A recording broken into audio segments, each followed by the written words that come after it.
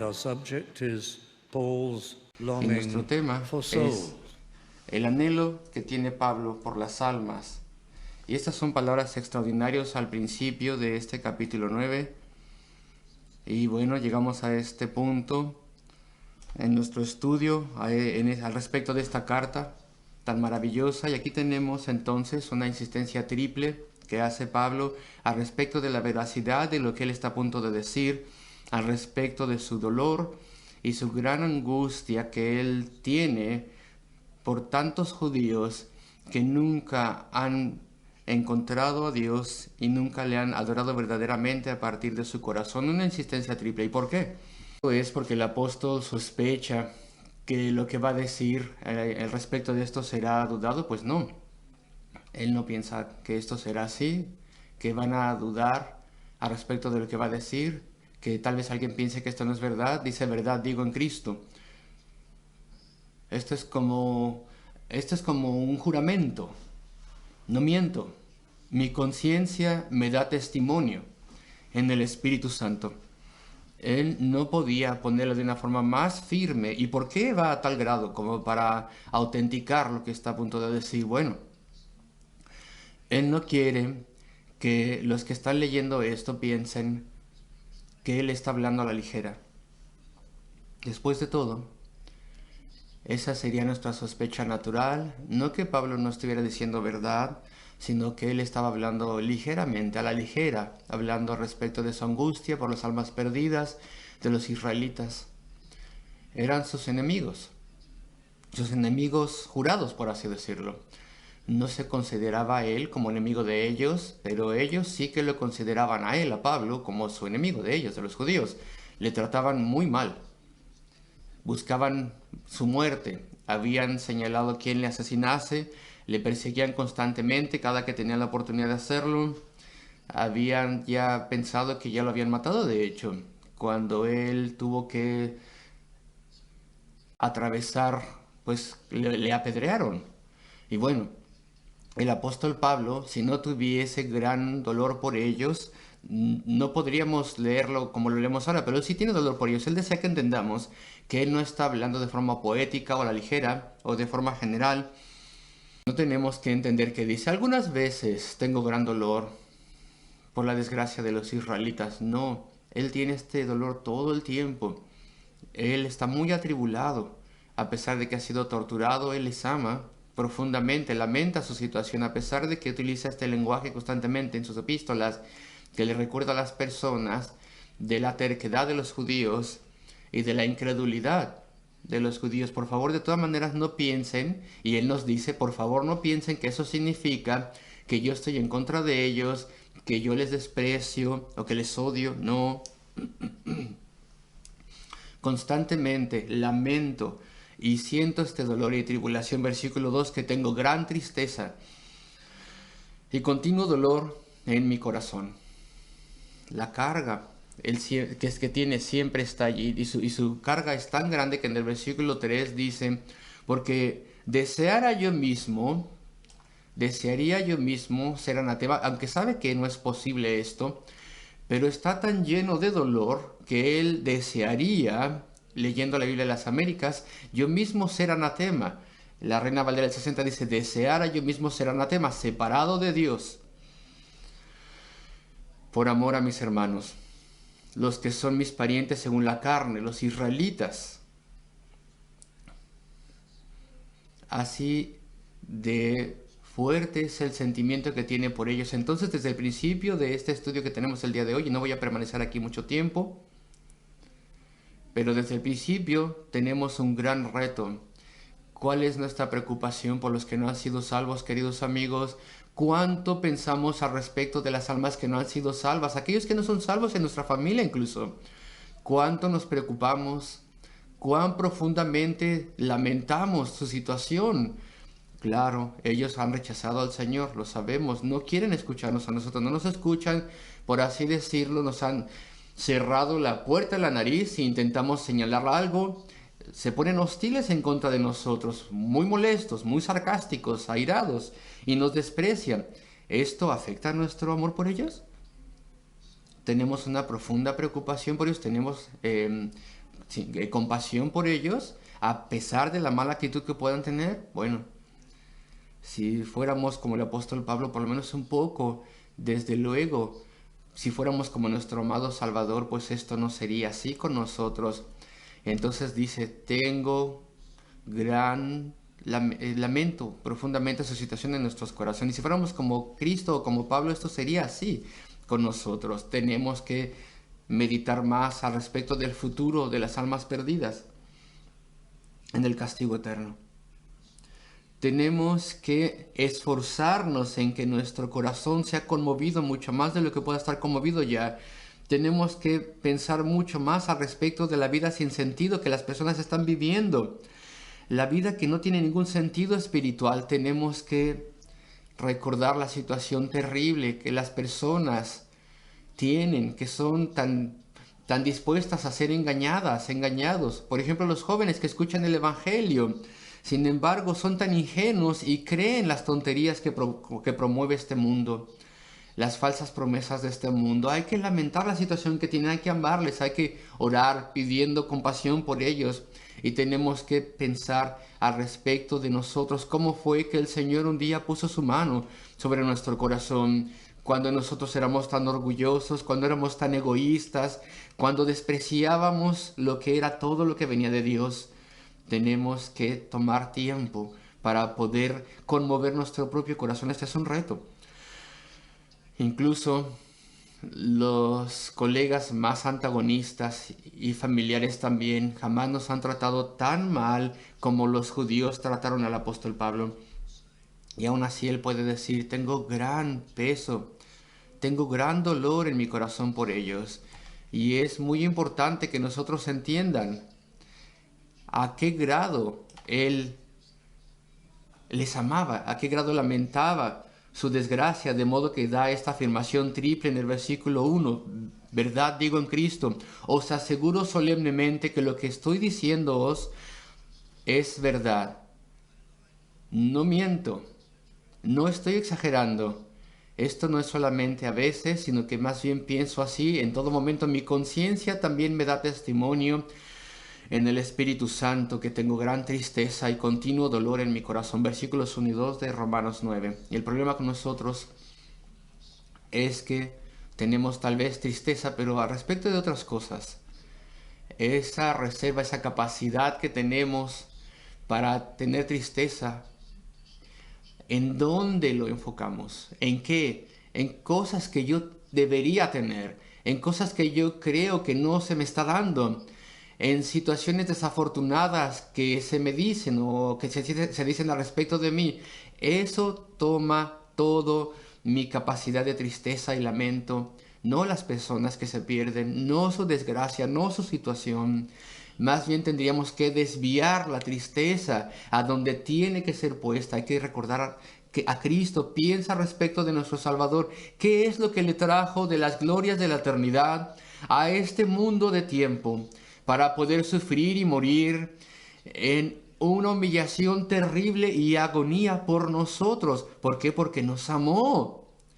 Que nosotros pudiéramos ser más como el Señor. Así que este es nuestro reto inicial, queridos amigos, nuestro aliento inicial. Y después vengo al versículo 4. Y el apóstol va a decir algo al respecto de la terquedad y la resistencia que tienen en contra de Dios. Muchos de los israelitas eran así. Y él enumera diferentes cosas. ¿Y qué son estas cosas? Que son israelitas. Ese es algo positivo para ellos, esa es una ventaja para ellos. Esa es grande ganancia para ellos. Quienes son israelitas, lo explico en un momento, de los cuales son la adopción, a quienes pertenece, a quienes se los dio la adopción. ¿Qué es esto? Y la gloria. También se les dio eso. Ninguna de estas cosas traen salvación a nadie. Esa es la tragedia de ellos. Y el pacto también. La promulgación de la ley, el culto, la adoración, el servicio a Dios, el sistema de alabanza que ellos tenían y las promesas que tenían. Promesas dadas a los patriarcas y a través del Antiguo Testamento todas las promesas de Cristo y las profecías. Versículo 5. ¿De quiénes son los patriarcas? Este es un gran ejemplo para ellos, héroes de la fe, los patriarcas, y de los cuales de su nación respecto a la carne, según la carne, vino Cristo, procede el Cristo, el cual es Dios sobre todas las cosas. La generación que tuvo participación en ver a Cristo, sus obras, sus milagros, escucharon su enseñanza, no se podía estar más cerca que ellos. Estas personas no son personas que estaban lejos, muy lejos, sino que de su mismísima nación y carne y raza vino el Mesías y le vieron muy de cerca, el cual es Dios sobre todas las cosas, bendito por los siglos. Amén. ¿Y por qué el apóstol menciona estas cosas? Estas cosas no son algo que les diese a los israelitas ningún crédito. Él está pensando al respecto de los muchos israelitas que nunca creyeron y se perdieron. Estas cosas no redundaron en una ventaja espiritual. Y entonces, ¿por qué las menciona el apóstol? Bueno, amigos, queridos, estos eran sus maestros, por así decirlo. Estas cosas eran las demostraciones del carácter y el poder y la bondad y misericordia de Dios. Esto es lo que ellos tenían. Y aún así estas cosas, que eran símbolos para ellos, nunca les habló a sus corazones. Los israelitas, de entre todas las personas, y claro, no perdamos de vista que muchos de ellos sí eran salvos, muchos de ellos verdaderamente adoraban a Dios, muchos eran héroes de la fe, no perdamos eso de vista, pero en general, el pueblo que tuvo tan grande ventaja, no tenían salvación. Y veamos esto una vez más, que son israelitas. Vienen de Jacob, vienen de su descendencia, Jacob, quien se encontró con Dios en Betel y tuvo esa gran visión de reconciliación con Dios, esa escalera que venía del cielo de la tierra al cielo, y los ángeles de Dios que subían y bajaban por esa escalera, y mientras él dormía, él tuvo esta gran concienciación, esta gran certeza de que hay comunión con Él disponible, hay comunión con Dios disponible para el ser humano, hay mediación entre los hombres y Dios, Dios que está en la gloria y en los cielos, hay mediación, puede haber intercomunicación y reconciliación. Y a Jacob se le mostró esto. Y los descendientes de Jacob, esta es su historia. Todo el mundo en Israel sabía respecto de estas cosas. Ellos amaban su historia, pero no les habló a su corazón. La vida de Jacob dice, tú puedes ser un pecador perdido, puedes ser un hombre malo como era Jacob cuando era un joven, puedes ser alguien que engañe y mienta, y aún así puedes ser traído a perdón y tener comunión con Dios. Y él como individuo podía probarlo y podía conocer a Dios, y Dios te puede librar, tú como individuo Dios te puede librar, y a pesar de que te tropieces y caigas una y otra vez, la misericordia de Dios fluirá para ti. Estos eran israelitas, y no solamente Jacob, de Jacob en adelante su historia es un mensaje para ellos. Hay un Dios en los cielos, puedes relacionarte con Él, puedes encontrarle y conocerle y caminar con Él, y Él será tu Dios y tu guardián y tu amigo y salvador, y Él proveerá una forma en la cual tus pecados pueden ser lavados y perdonados. Tú puedes conocer su misericordia, y Pablo lo dice. Si nosotros podríamos escuchar a Pablo en su voz, maravillándose, quienes son israelitas, con gran énfasis, son ellos israelitas. ¿Cómo puede ser que un pueblo con tal historia no conoce al Señor? Nunca caminaron con Él verdaderamente, nunca escucharon el mensaje, nunca entendieron. Es por esto que menciona esto aquí el apóstol, y es así con algunos de nosotros aquí, en este momento, jóvenes, mayores, que han escuchado el mensaje. Muchas veces, tal vez, gloriosas cosas han escuchado y no hay nada como esto, como el evangelio en el mundo allá afuera, y no había nada tampoco como esto en esas religiones paganas de antes. No hay ninguna religión pagana o politeísta que diga tú te puedes relacionar con el único Dios verdadero, y puedes encontrarle tú mismo, y puedes conocerle, y puedes tenerle, y será suyo y Él será tuyo. No hay nada así en las religiones paganas, no hay nada así fuera de las escrituras, fuera de la Biblia, fuera de Israel. No hay nada así en el mundo. Escuchamos cosas maravillosas al respecto del ser y el carácter de Dios, al respecto de su poder creativo, al respecto de su misericordia, al respecto de cuán pronto está para salvar y cómo Él envió al Salvador. Y eso no te ha afectado. Nunca lo has entendido. Las cosas pequeñas de este mundo presente son todo para ti, son maravillosas para ti. Y el Dios Todopoderoso y el camino eterno a la salvación nunca ha conmovido tu corazón. Puedes escucharlo aquí en el lenguaje del apóstol. Quienes son israelitas, que son israelitas, ¿cómo puede ser? De los cuales son la adopción, a quienes pertenece la adopción, como dice la Biblia de las Américas. Dios le dijo a una nación: vosotros sois míos, vosotros sois mis hijos, vosotros sois mis hijos. Yo he puesto mi amor sobre vosotros, yo os trataré como hijos.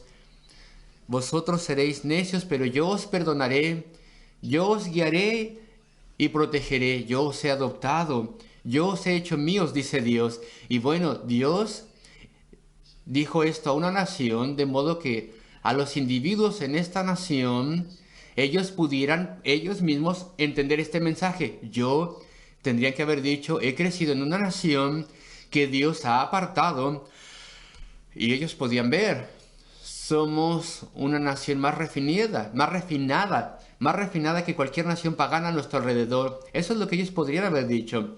Tenemos una ley, tenemos una sociedad regulada, tenemos reglas de gran misericordia, tenemos tradición e historia, y ellos eran muy orgullosos, y prefiero ser israelita, tal vez habían dicho, mejor israelita y no cananeo o Egipto o cualquier otra cosa. Ellos eran muy orgullosos de su nación, entendieron su cultura y su refinamiento, lo comprendieron. Pero nunca, como decimos a veces, nunca entendieron bien el mensaje, nunca lo comprendieron. Este es un mensaje. Dios ha lidiado con mi nación para decir: mira, voy a lidiar contigo personalmente también, tú como individuo, hombre o mujer. Tú puedes ser mi hijo, mi hija. Nunca entendieron esto.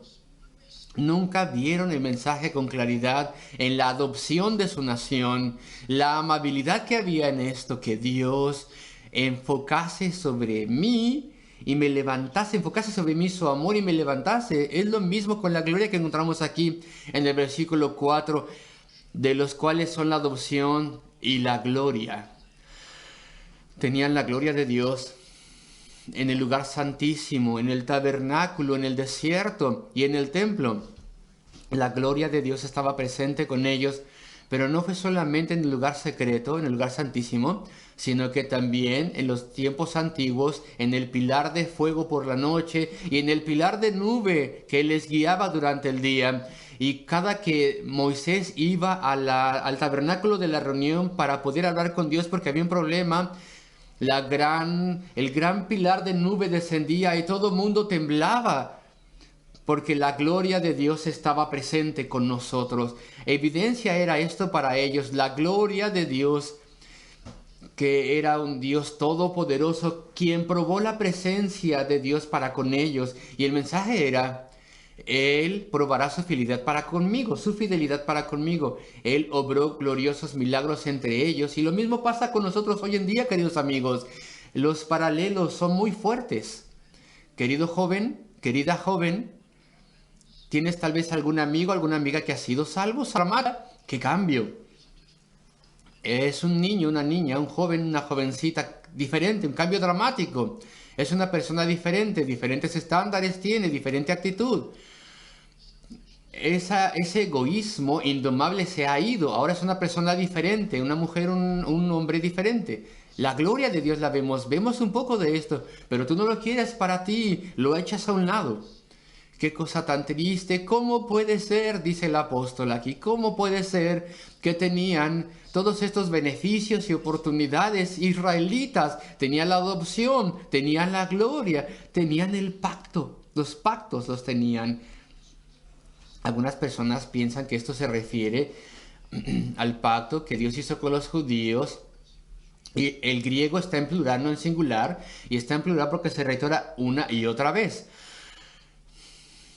De hecho, tenían 3 pactos ellos. Tenían un pacto nacional de que Dios estaría con su nación hasta que viniese el Mesías, hasta que Cristo viniese. Y ellos serían guardados de demasiada idolatría, serían instruidos, se les darían profetas, se les enseñaría cómo reconocer y aceptar al Mesías cuando Él viniese, y ese pacto duraría hasta el tiempo de Cristo. Tenían un pacto de las obras que se les dio en la ley en el monte Sinaí, y este pacto era un pacto severo porque publicaba la ley de Dios y sus estándares. Y también decía: haz esto y viviréis. Si guardas este pacto de forma perfecta, si guardareis esto, entonces seréis adoptados por Dios. Pero junto con ese pacto de la ley, también en el Antiguo Testamento vemos en específico como Deuteronomio 29 y 30, también tenemos ahí a Moisés diciendo: hay otro pacto junto con aquel que se dio en el monte Sinaí. Y él anuncia a las personas: es un pacto de gracia, un pacto evangélico le llamamos. Es aparte o junto con el pacto de las obras, de modo que cualquier individuo que tiemble y diga: no puedo guardar la ley de Dios de forma perfecta, no puedo hacerlo, la amo, quisiera guardarla, pero estoy tan lleno de pecado, que entonces ellos tienen la enseñanza: sí, pero hay misericordia para aquellos que se arrepientan, y hay perdón, y Dios lidiará en específico y en especial contigo. En cierto sentido, en el Antiguo Testamento teníamos 3 pactos. El pacto de la gracia se remonta, y también en el Nuevo Testamento está lleno de luz por la venida de Cristo. Pero bueno, ¿qué nos dice esto? ¿Qué le dice más bien esto a los judíos en el contexto de Romanos 9? Pues lo siguiente: ellos entendían al respecto de los pactos, que Dios tenía un pacto con su nación, en el cual Dios Todopoderoso se había prometido hacer algo. Yo haré esto por ti, yo haré aquello por ti. Dios, el Dios eterno, que Él se ató a sí mismo a meras personas y se ató con una promesa solemne. Cuán grande condescendencia que Dios haga esto, que Él se ate a sí mismo a bendecirnos. Ahora vemos el mensaje de ese pacto con la nación. El pacto era decirle lo siguiente a las personas. El mensaje era el siguiente: cuando Dios lidia con una nación, lidiará contigo como individuo, y Él, Dios Todopoderoso, se ata a hacer algo por ti como individuo. Lo promete hacerlo. Dios, que obra a través de un pacto, me bendecirá y me perdonará a mí como individuo, y me guardará y nunca permitirá que me vaya de Él. Un pacto significa algo ciertísimo. Un pacto significa que esto es permanente. Seré de ellos para siempre, dice Dios, y Él me bendecirá y me guardará a mí. ¿No lo entendieron? No pensaron: quiero ser un hijo de Dios bajo el pacto, bajo su bendición y promesa. No lo entendieron. No entendieron el mensaje del pacto con la nación, el mensaje que tenía para individuos. Así es como yo obro, decía Dios, hubiera dicho Dios, o diría Dios: me relaciono con las personas y me comprometo a hacer algo por aquellos que confían en mí y me amen, que son israelitas, de los cuales son la adopción, la gloria, el pacto, los pactos, la promulgación de la ley. Y puedo mencionar esto muy brevemente: la promulgación de la ley. Y ya mencioné que la ley tendría que hacernos temblar y hacernos buscar el perdón de Dios, pero no solamente incluye la ley de Dios, sino toda la revelación. Estoy seguro que eso incluye en este momento toda la revelación de Dios. Después tenemos el culto a Dios, y recordamos el culto del Antiguo Testamento, la adoración. ¿Qué don fue esto? Cuando se construyó el templo, todo fue cubierto de oro. Había engrabados en las paredes, también en las puertas, En las columnas, esto que entraba al lugar santísimo, había cortinas que separaban ciertos lugares de otros lugares. Todas las cosas estaban llenas de oro. ¿Y qué eran esos engrabados? Ese relieve, pues eran símbolos de misericordia. En todo lugar donde se viera, donde se mirase, frutos de misericordia tendrían que haber pensado. Plantas de olivo, cosas que para nosotros el simbolismo de las personas, el simbolismo representaba para las personas misericordia. El templo decía dos cosas a la vez. Dios está allá, lejos, en el lugar santísimo, detrás de las cortinas. Solamente el sumo sacerdote puede ir ahí solamente una vez al año. Todos los sacrificios y el incienso. Dios es santo, decía esto. Dios está separado de nosotros. No puede estar contaminado por el pecado. Y nosotros somos pecadores. Y por otro lado, toda la simbología de misericordia y amor y perdón. La adoración, el culto, incluso los utensilios y también los sacrificios y los lavados. Todas esas cosas describían, hay perdón, hay lavamiento, hay misericordia para ti, y no lo entendieron. No lo entendieron porque no lo querían. No querían entenderlo, no lo querían, querían ser como otras naciones, a pesar de que estaban sumamente orgullosos de su cultura. Querían tener libertad para pecar y hacer todo tipo de cosas. No querían el mensaje, entonces nunca lo entendieron.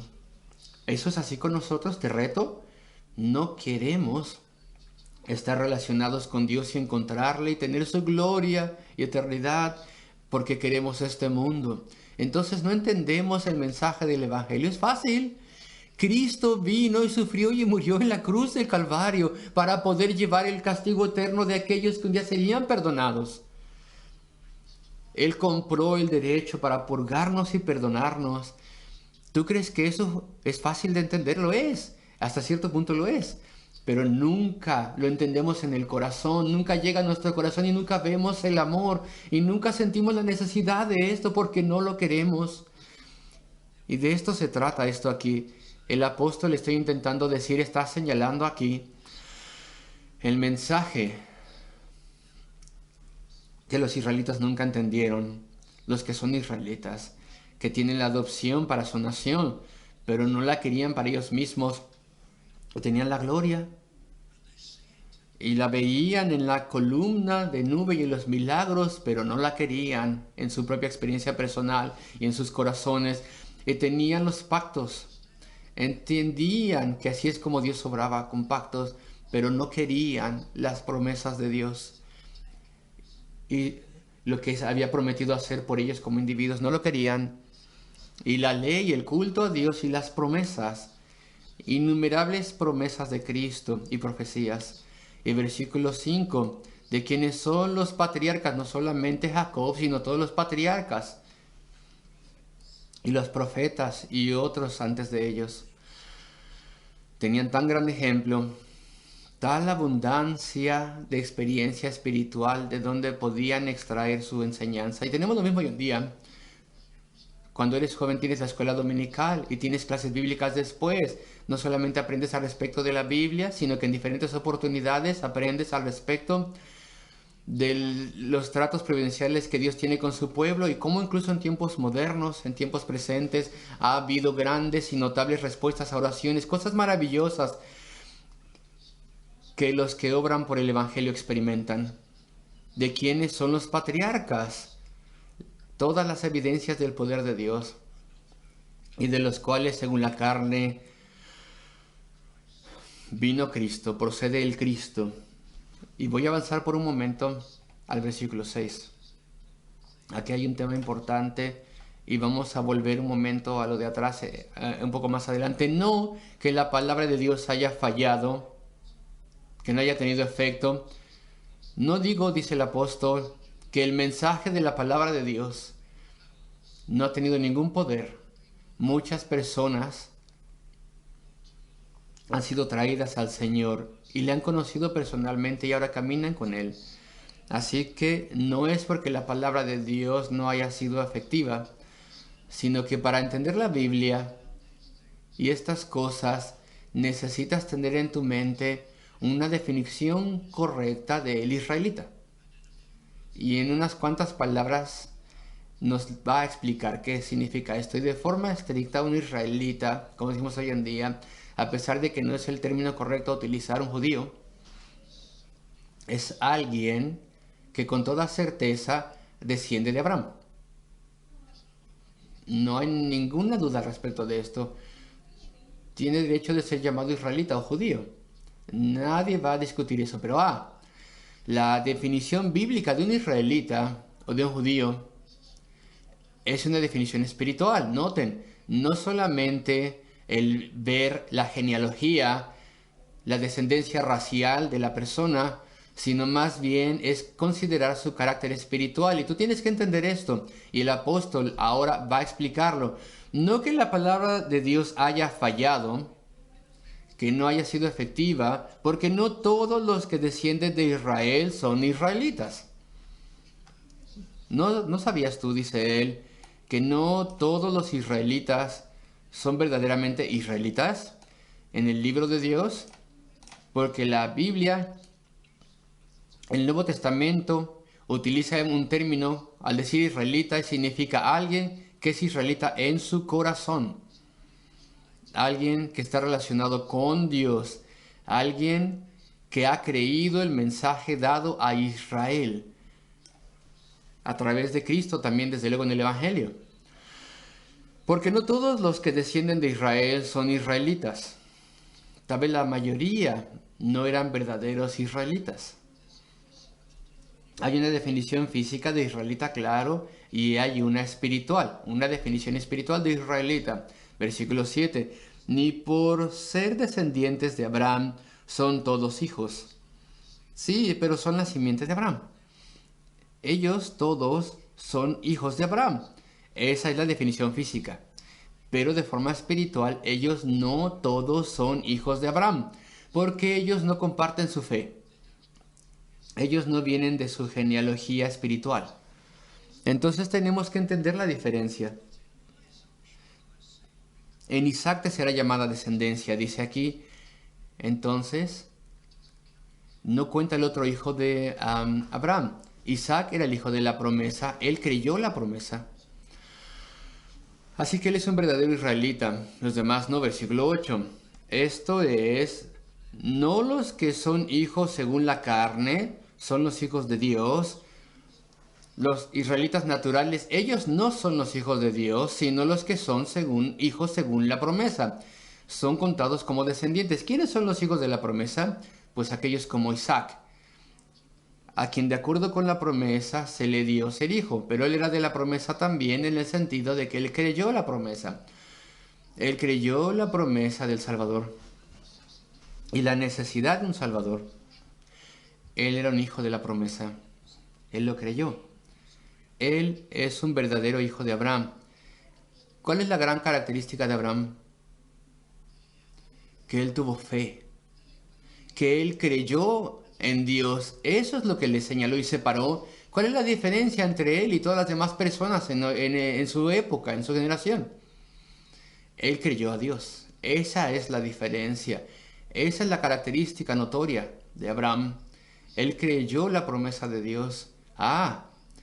Los verdaderos hijos de Abraham son las personas que son como él en ese sentido. Ellos creen a Dios y creyeron a Dios. Ese es el argumento, el razonamiento que tenemos aquí en estos versículos. No tenemos tiempo de explorarlos con mayor detalle, tal vez en otro momento.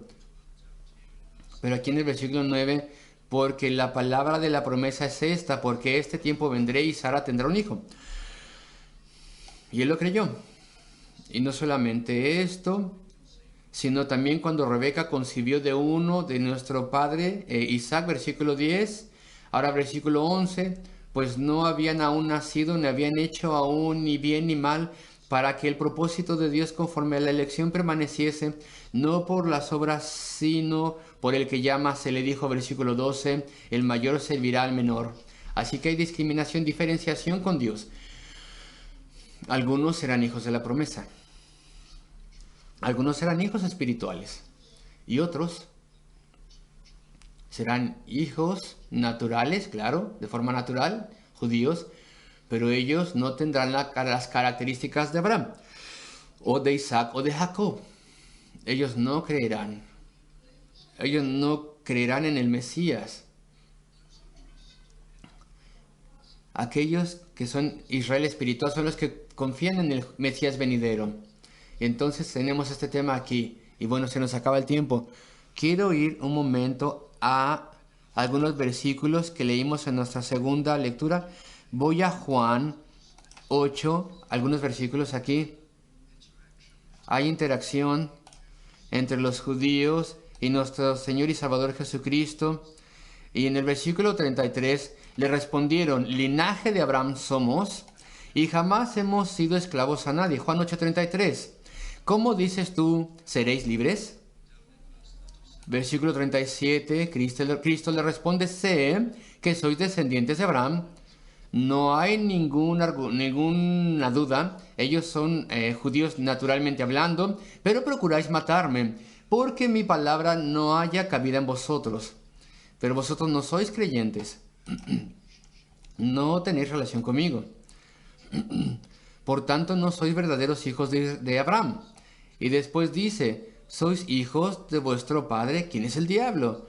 Versículo 39, respondieron y le dijeron: nuestro padre es Abraham. Somos judíos, somos israelitas, dijeron ellos.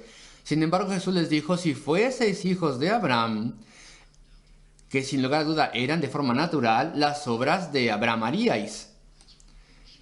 Eso es lo que te hace un verdadero hijo de Abraham. Hacer las obras de Abraham, que tú crees como él creyó. Y Abraham, sus obras prueban que él verdaderamente creyó. Y voy ahora al versículo 41. Vosotros hacéis las obras de vuestro padre, que después Cristo muy pronto dice que es el diablo. Versículo 42. Jesús entonces les dijo: si vuestro padre fuese Dios, me amarías, porque yo he salido de Dios y no he venido de mí mismo, sino que él me envió. Versículo 44. Vosotros sois de vuestro padre el diablo.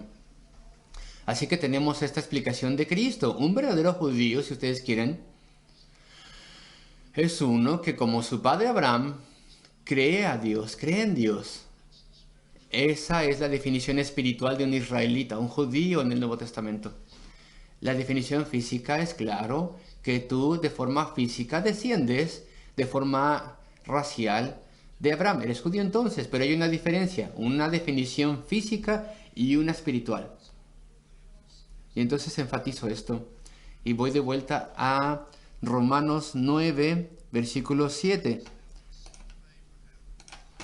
Donde nos dice lo siguiente: ni por ser descendientes de Abraham son todos hijos, sino en Isaac te será llamada descendencia.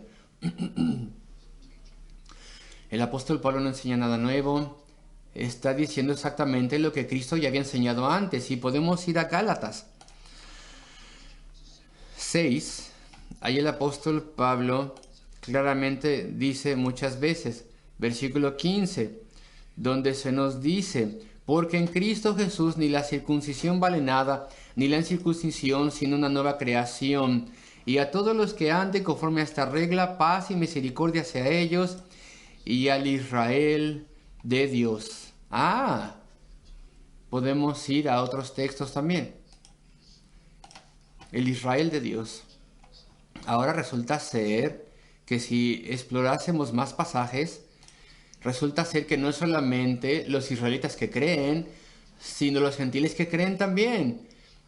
Ese es el Israel de Dios. Ya sea judío o gentil, el apóstol nos dice: no hay diferencia. Si tú eres creyente, estás en el verdadero Israel. Si tú eres un israelita y no eres creyente, eres físicamente un israelita, pero no de forma espiritual. Esa es la diferencia entre ambas cosas. Y tengo que terminar, queridos amigos. En la sociedad occidental tenemos mucha luz evangélica. Vivimos en una época, los últimos días, donde tanto de esta luz evangélica ha sido rechazada y arrojada a un lado por las personas. Tanta enseñanza, tantos ejemplos de la bendición y poder de Dios. Yo no quiero esto. No me interesa, no me importa. Ni siquiera quiero darle el momento de mis pensamientos, como dije antes. Incluso en nuestra propia experiencia, muchas personas nos dicen que no quieren saber nada. Escuchan estas grandes cosas, pero no les interesan. Y tenemos el equivalente hoy en día, y con esto cierro. ¿Quiénes son israelitas? Hay muchos ejemplos de personas que encuentran al Señor, que le conocen, que le prueban en su fidelidad. Y sin lugar a dudas estás escuchando de personas así, a quienes pertenece la adopción. La idea de ser adoptado como hijos. Habían sido adoptados como nación, tenían que haberle hablado a cada uno de los individuos: puedo ser adoptado como hijo o hija de Dios. Y la gloria, puedo conocer cosas gloriosas en respuestas a las oraciones en mi corazón. Puedo tener un fuerte sentido de comunión con Dios. Puedo hacer descubrimientos maravillosos, los pactos. Dios hace promesas a mí, me hará promesas a mí, un individuo pobre y débil. El Dios todopoderoso y eterno se compromete a hacer algo por mí, salvarme y guardarme y bendecirme y guiarme. Y me da su ley, la escribiré en mi corazón, de modo que odie el pecado, que luche en contra del pecado y ame las cosas buenas. Y el servicio, el culto de Dios me dará el poder de alabarle y adorarle y entenderle. Y las promesas, tantas promesas, todo esto es parte del versículo 4, tantas promesas que nos aplican a nosotros. No hay nada así, como dije antes, en el mundo allá afuera. No hay nada como estos privilegios, estas grandes riquezas. La sorpresa y el gran peso en nuestros corazones cuando vemos personas que aprenden de estas cosas y no las entienden. Y no las quieren entender. Y no quieren entenderlas. Y las echan a un lado. Y salen a las calles del mundo y dicen: wow, mundo, aquí estoy, mundo. Soy ingenuo. Rechazo a Dios Todopoderoso. Dime, mundo, cualquier tontería que quieras. Canalízame cualquier tontería, todas las celebridades y las cosas superficiales y triviales de la vida. Todo esto me lo voy a tragar, todo esto lo voy a adoptar como mi religión, eso es lo que voy a abrazar y seré una persona miserable y engañada, que no va al cielo, que no tiene a Dios. ¡Qué tragedia! Oremos por esos amigos así, por esas personas, como las personas solían decir, oremos para que vengan al reino. Y mantengamos esa tristeza que hay en nosotros, no en nosotros usando esa tristeza, sino estando triste por ellos, y que esto nos ayude a tener energía para orar por ellos y alcanzarles con el Evangelio.